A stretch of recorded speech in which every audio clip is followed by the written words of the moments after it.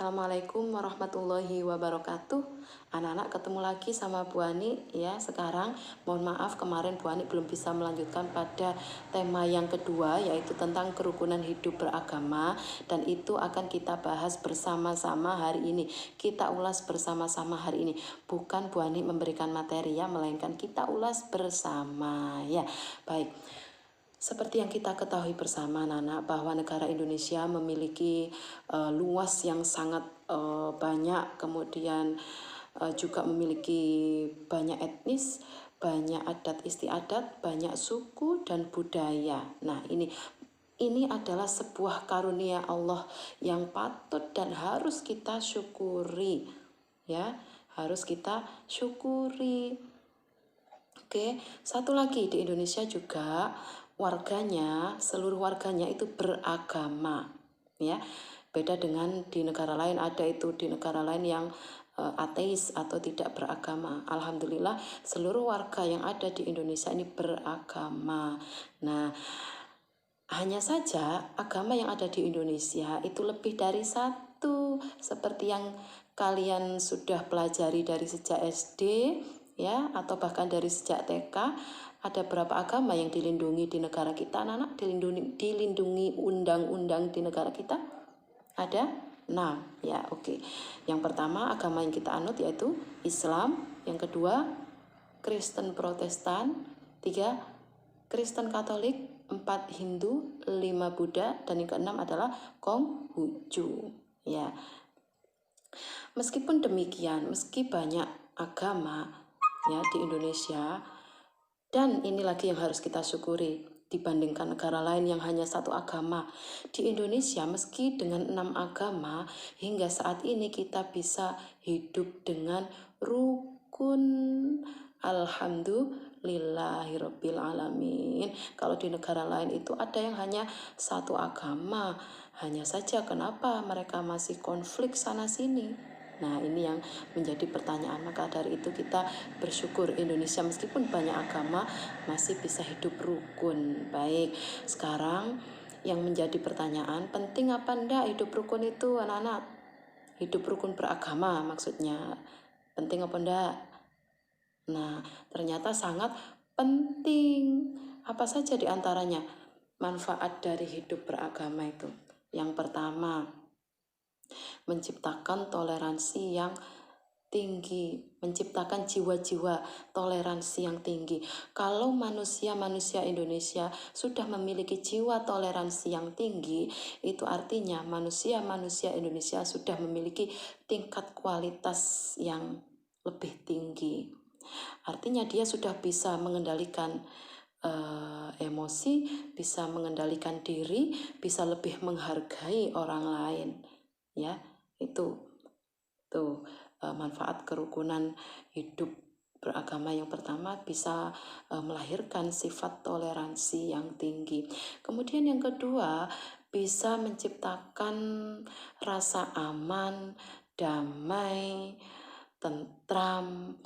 Enak apa enggak hidup aman, damai, tentram jika dibandingkan dengan hidup yang selalu rame, tukaran,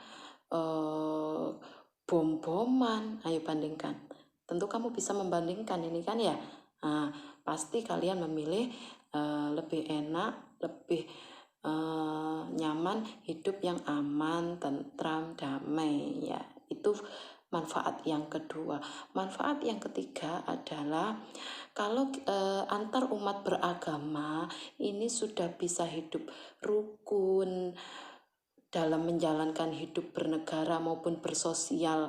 Dalam hidup bersosial sehari-hari itu sudah bisa rukun, maka akan tercipta yang ketiga apa, anak-anak?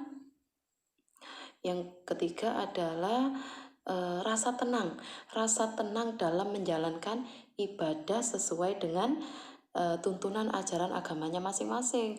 Tidak akan ada itu rasa khawatir, nanti saya ketika sholat akan ada yang mengganggu, nanti saya ketika kebaktian akan ada yang mengebom. Nah, begitu. Jadi apalagi untuk umat umat agama yang minoritas. Mereka akan merasa aman jika sudah terjalin kerukunan antar umat beragama. Kemudian dan yang selanjutnya, manfaat selanjutnya adalah, dan ini yang paling penting, kalau dalam sebuah negara antar umat beragama yang berbeda itu sudah rukun, bisa saling berdampingan ya dalam menjalankan kehidupan sosial maupun bernegara, maka negara itu, maka manusia-manusia yang ada di dalamnya atau warga masyarakat yang ada di dalamnya akan bisa beraktivitas, menjalankan pekerjaan, menjalankan profesi itu dengan tenang. Kalau sudah masyarakatnya bisa menjalankan profesinya dengan tenang, ya profesinya masing-masing dengan tenang, maka tidak diragukan lagi, insya Allah dengan ridho Allah, negara itu bisa berkembang, bahkan bisa maju. Nah ini, negara kita akan bisa maju, negara kita akan bisa maju kalau sudah tidak ada konflik antar umat beragama. Salah satunya itu ya. Nah, dan ini yang paling penting, bisa mendukung majunya sebuah negara. Dan itu tadi beberapa manfaat dari hidup rukun antar umat beragama. Nah, sekarang bagaimana caranya? Bagaimana cara kita membangun kerukunan hidup antar umat beragama? Nah, yang pertama, tidak susah, cukup jalankan ajaran agama kalian sesuai tuntunan. Kita menjalankan ajaran agama sesuai tuntunan. Ya, begitupun mereka saudara-saudara kita yang beragama lain, ya, silahkan jalankan ajaran agama sesuai tuntunan. Saya kira, ya Bu Ani kira, di semua agama itu mengajarkan kebaikan dalam hidup bersosial, dalam hidup berdampingan bersama dengan masyarakat yang lain. Tidak akan ada, Bu Ani belum menemui agama yang mengajarkan supaya kalau ada tetanggamu yang beragama beda, maka paksalah dia untuk, maka ganggulah dia ketika beribadah. Saya kira tidak ada agama yang mengajarkan seperti itu. Yang Bu Ani ketahui, seluruh agama itu mengajarkan hidup berdampingan yang baik sehingga tercipta rasa aman damai. Oke, itu ya, sehingga jalankan ajaran agama sesuai tuntunan. Yang kedua, patuhi peraturan pemerintah. Jadi pemerintah kita itu sudah dalam undang-undang negara kita itu sudah ada bunyinya bahwa umat beragama dijamin keamanannya dalam menjalankan ibadah. Nah, ini yang harus kita patuhi, jangan kita mengganggu orang lain. Ya, yang sedang beribadah, jangan kita mengganggu umat agama lain. Paham ya, anak-anak? Paham tuh? Oke. Yang ketiga, ini yang juga menjangkiti beberapa generasi muda kita.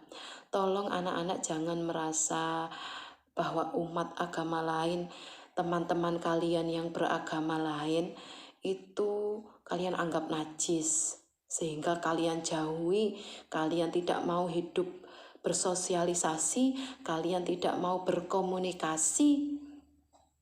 Jadi jangan seperti itu ya. Selama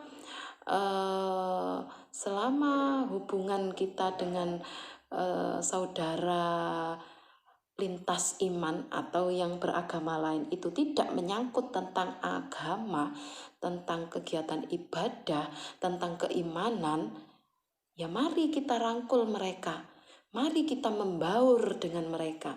Janganlah kita menghindar atau bahkan merasa jijik atau bahkan mencibiri saat mereka beribadah. Jangan ya anak-anak ya. Tolong ini mari kita tumbuhkan sikap semacam itu. Jangan sampai kita menjauhi mereka dalam di luar kegiatan ibadah atau yang berkaitan dengan keimanan. Baru kalau mereka sudah mengajak yang kaitannya dengan keimanan mereka, kita diajak untuk mengikuti ibadah mereka misalnya, tolong itu sudah silahkan kamu tolak. Tapi tolong menolaknya itu harus dengan cara yang baik. Tolak dengan etika yang baik. Mohon maaf, itu dalam agama saya dilarang. Saya tidak boleh melakukan itu. Silahkan kalau kamu mau melaksanakan ibadah. Baik, ya. Begitu ya anak-anak ya. Dan yang terakhir ya, menurut saya yang terakhir, langkah yang terakhir sehingga kerukunan beragama ini bisa diwujudkan adalah sikap toleransi. Ya, silahkan kalian saling menghargai, hargai mereka kalau mereka sedang beribadah. Silahkan tenggang rasa, kemudian saling mengerti. Ya, saling mengerti. Jangan kalian cibir kalau mereka sedang beribadah. Itu ngapain sih ibadahnya kok begitu-begitu? Pakai bernyanyi-bernyanyi segala. Nggak usah. Ya. Itu ngapain sih ibadahnya begitu sampai koyok nembang-nembang seperti itu? Nggak usah. Ya, mereka punya cara sendiri-sendiri dalam beribadah. Kalaupun kalian punya, oke, wajar ya, oke, wajar seperti itu, pasti dalam hati itu ada, tapi tolong hanya simpan dalam hati, tidak perlu kalian ungkapkan, tidak perlu kalian keluarkan, karena itu kalau sampai terdengar orang lain bisa menimbulkan ujaran, bisa dianggap sebagai ujaran-ujaran kebencian yang bisa memantik terjadinya konflik. Nah, ini tentu tidak kita inginkan. Kalau terjadi konflik di sebuah negara, maka tentu perkembangan atau kemajuan negara itu akan sangat terhambat. Nah, ini tentu akan merugikan masyarakat sendiri. Tidak ingin seperti itu kan? Oke, baik. Mungkin hanya ini yang bisa Bu Hani ulas bersama kalian ya anak-anak ya. Mudah-mudahan ini bisa kalian terapkan dalam kehidupan. Mari kita rukun dengan saudara kita yang beragama lain. Kita saling menghargai ya. Silahkan ini kalian terapkan. Mudah-mudahan ini ada manfaatnya. Kurang lebihnya Bu Hani mohon maaf. Wallahul muwaffiq ila aqwamit thoriq. Wassalamualaikum warahmatullahi wabarakatuh.